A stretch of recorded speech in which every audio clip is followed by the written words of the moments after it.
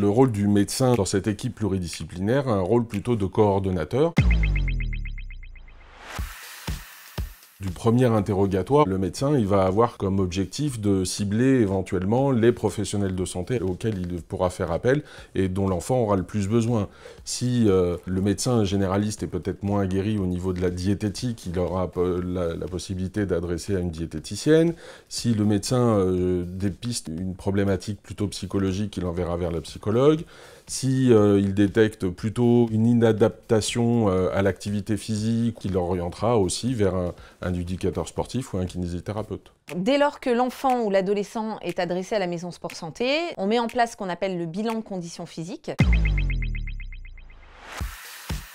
Il y a aussi des questionnaires motivationnels, questionnaires sur la sédentarité également. Et à partir de là, on émet des préconisations et des recommandations en termes d'activité physique adaptée. C'est ce qui nous permet ensuite de proposer une prise en charge totalement adaptée en fonction des besoins, des envies évidemment de l'usager également, et puis en fonction de ses capacités. On va essayer de monopoliser aussi l'attention des parents sur les besoins de l'enfant. Et parfois, c'est bien qu'ils entendent de la diététicienne, mais aussi du généraliste, aussi du groupe APA, etc.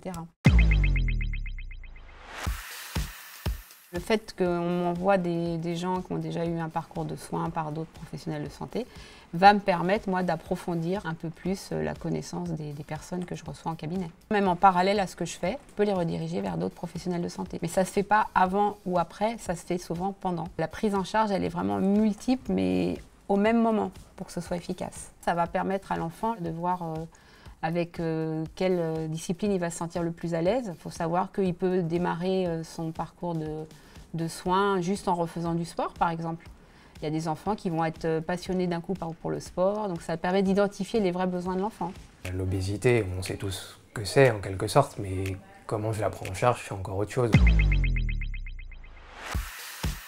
On a eu quelques petites formations au préalable à la CPTS avec des organismes de formation, on a eu des e-learning, des choses comme ça, ou même discuter entre nous, entre professionnels, pour avoir un minimum de connaissances sur comment aborder la pathologie, parce qu'on n'est pas forcément formé à ça à la base, donc on a eu des formations là-dessus, au moins pour avoir une base.